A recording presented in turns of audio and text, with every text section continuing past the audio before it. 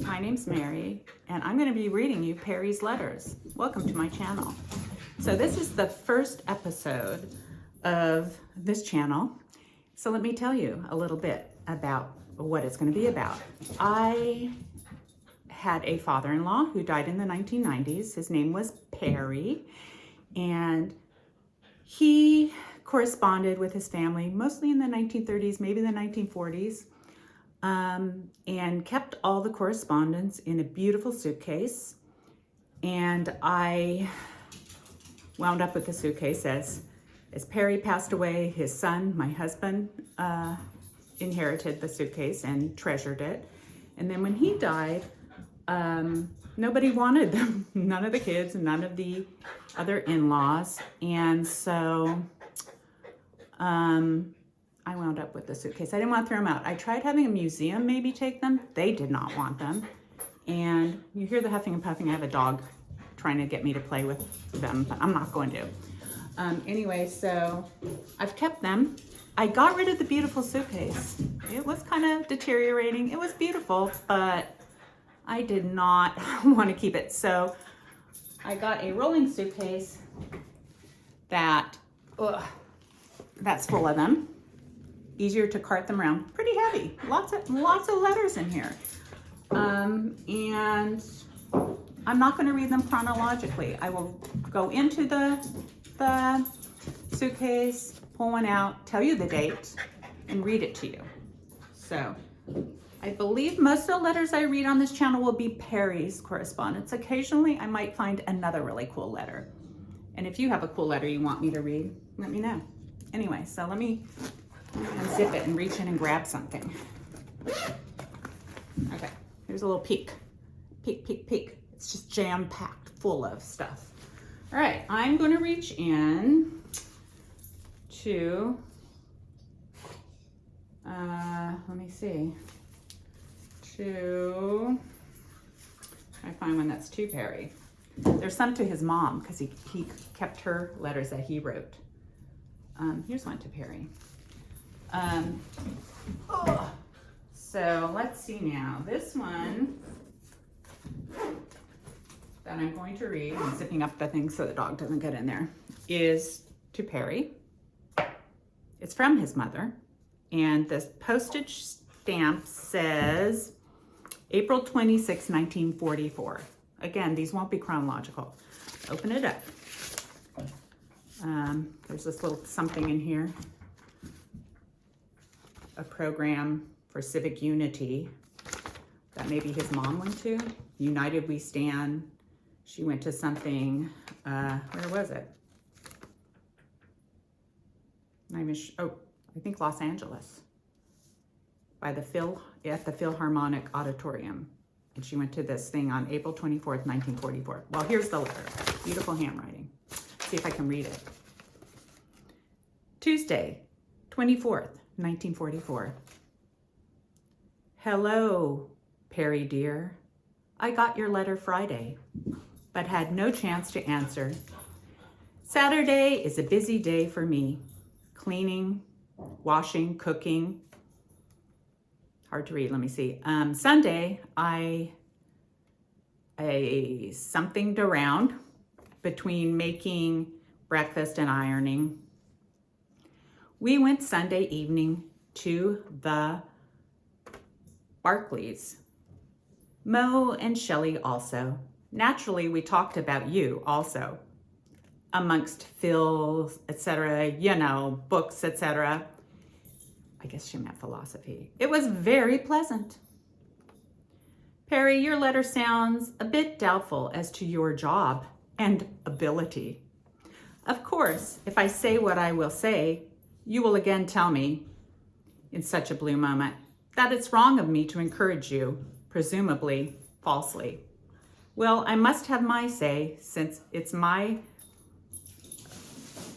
form connection to you, that you do have the ability, all the requirements, etc., in that kind of job. Of course, that's the way I sincerely feel. And even if you should fail at this job, I feel it won't matter. It won't be because you haven't got the intelligence and background. I'm flipping it over now. Oh, hush. Something fell down and scared the dog. It won't be because you don't know how to use them, but simply because you are factor involved that you might not be able to cope with. I don't know. I think if you like the work and would be given free rein to use your ability, you will make good if you care to. I can very well understand the fear you might have. The newness of it, fear of the unknown. Sounds like a mystery title. And the fear of responsibility. Time is a wonderful factor. Many times I feel it's time to give up. Me, Green, that's her husband, is my constant companion. And most of the time I'm very happy. When you ask me, what does Greenie say about a divorce? I'm not sure if that's what it is. I said, you ask him, but that's not literally. No, I don't know just when he's going to do it. Oh, she was married to Perry's father before Greenie.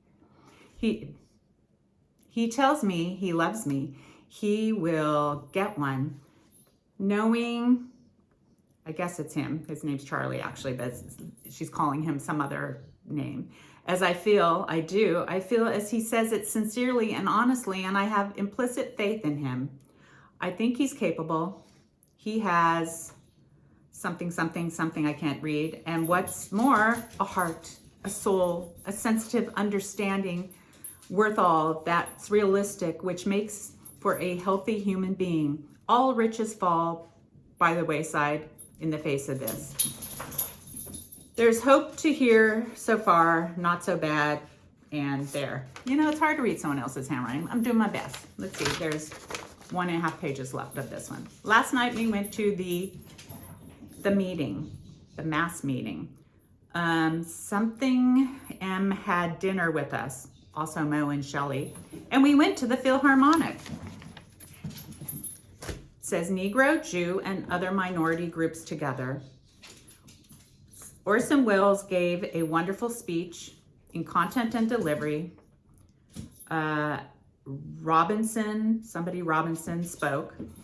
New songs of racial equality, etc. A nice evening tonight. We're meeting the Bees for dinner and a movie at the Grand Friday. Catherine Dunham, Fran going too.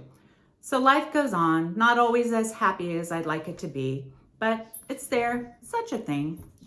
Please, dear, write. I hope I'll have a letter from you when I get home tonight.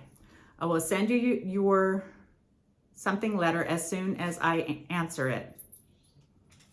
Rather interesting. You here are my only friend, my triste. I need you, son. I hope you need me also. Not as a sentimental side, but as a healthy individual, mother and son. I embrace you, dear. Greenie is busy. He's going to say a few words. He is leaving about the 9th of May, so you will get to see each other again. It makes me very happy. I'm getting vacation the 15th of June, 2 weeks. Should I go to Chicago, where they were from, or perhaps somewhere else, like Marietta, etc.? I'm not fond of such vacations, especially alone. Perry, dear, I need your friendship. And that's it, not even love, Mom. So that was the first letter for this channel in 1944. Sounds like the mom was in Los Angeles.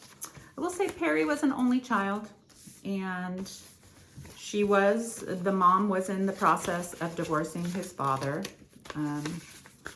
So that's letter number 1. I hope that you enjoyed hearing a little piece of history of somebody you don't know. Someone, I knew Perry, but like I say, he died in the 90s. It's been a long time, and very charming man. And yeah, and so a come back. The next episode will be me attempting to reach in and read somebody's handwriting and understand the words. Anyway, I hope you are, connecting with people and having a really good time meanwhile. Thank you for coming and listening to this letter and giving me purpose to get through this suitcase one by one, reading these thoughts that were cherished by this family. All right, bye-bye.